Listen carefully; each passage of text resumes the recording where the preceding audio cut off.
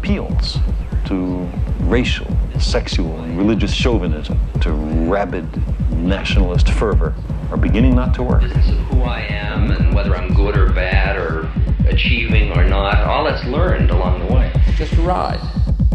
And we can change it anytime we want. It's only a choice. No effort, no work, no job, no savings of money. I realized that I had the game wrong.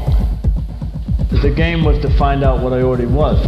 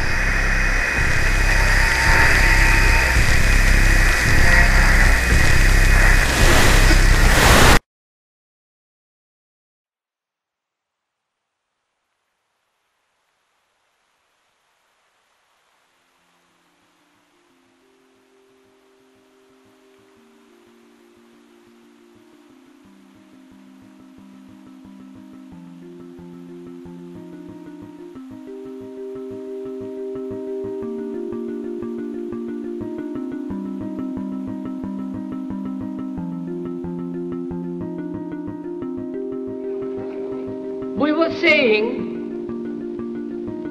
how very important it is to bring about in the human mind the radical revolution. The crisis is a crisis in consciousness, a crisis that cannot anymore accept the old norms, the old patterns, the ancient traditions. And considering what the world is now, with all the misery, conflict, destructive brutality, aggression, and so on, man is still as he was. He's still brutal, violent, aggressive, acquisitive, competitive, and he has built a society along these lines.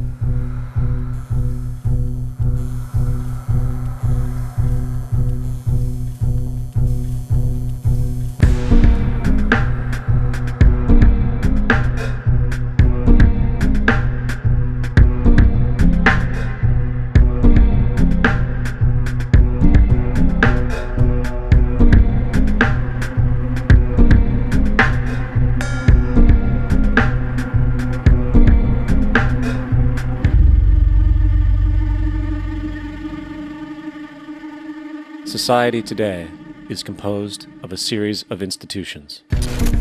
From political institutions, legal institutions, religious institutions, to institutions of social class, familial values, and occupational specialization. It is obvious the profound influence these traditionalized structures have in shaping our understandings and perspectives.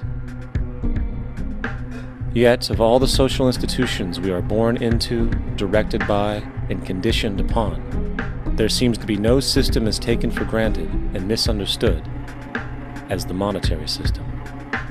Taking on nearly religious proportions, the established monetary institution exists as one of the most unquestioned forms of faith there is. How money is created, the policies by which it is governed, and how it truly affects society are unregistered interests of the great majority of the population.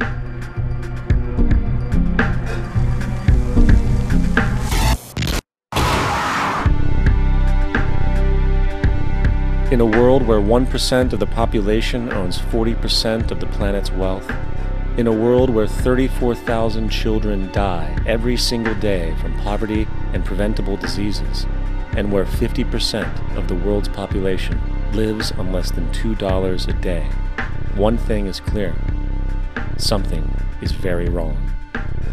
And whether we are aware of it or not, the lifeblood of all of our established institutions, and thus society itself, is money.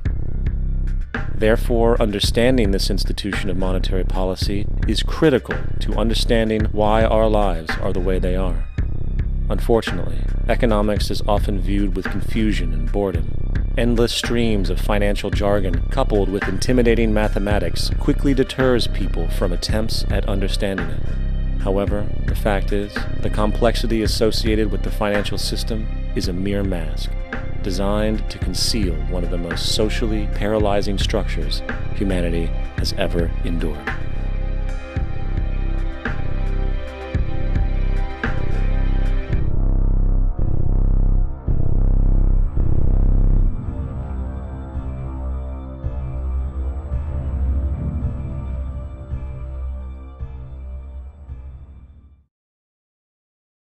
A number of years ago, the Central Bank of the United States, the Federal Reserve, produced a document entitled Modern Money Mechanics. This publication detailed the institutionalized practice of money creation as utilized by the Federal Reserve and the web of global commercial banks it supports. On the opening page, the document states its objective. The purpose of this booklet is to describe the basic process of money creation in a fractional reserve banking system. It then proceeds to describe this fractional reserve process through various banking terminology, a translation of which goes something like this. The United States government decides it needs some money, so it calls up the Federal Reserve and requests, say, $10 billion. The Fed replies, saying, sure, we'll buy $10 billion in government bonds from you. So the government takes some pieces of paper, paints some official-looking designs on them, and calls them treasury bonds. Then it puts a value on these bonds to the sum of $10 billion and sends them over to the Fed. In turn, the people at the Fed draw up a bunch of impressive pieces of paper themselves, only this time calling them Federal Reserve notes, also designating a value of $10 billion to the Fed. The Fed then takes these notes and trades them for the bonds. Once this exchange is complete, the government then takes the $10 billion in Federal Reserve notes and deposits it into a bank account. And upon this deposit, the paper notes officially become legal tender money, adding $10 billion to the U.S. money supply. And there it is. $10 billion in new money has been created. Of course, this example is a generalization, for, in reality, this transaction would occur electronically, with no paper used at all. In fact, only 3% of the U.S. money supply exists in physical currency. The other 97% essentially exists in computers alone. Now, government bonds are, by design, instruments of debt, and when the Fed purchases these bonds, with money it essentially created out of thin air, the government is actually promising to pay back that money to the Fed. In other words, the money was created out of debt.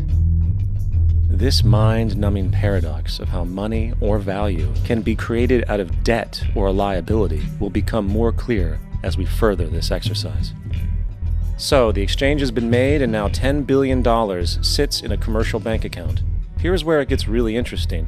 For as based on the fractional reserve practice, that $10 billion deposit instantly becomes part of the bank's reserves, just as all deposits do. And regarding reserve requirements, as stated in Modern Money Mechanics, a bank must maintain legally required reserves equal to a prescribed percentage of its deposits.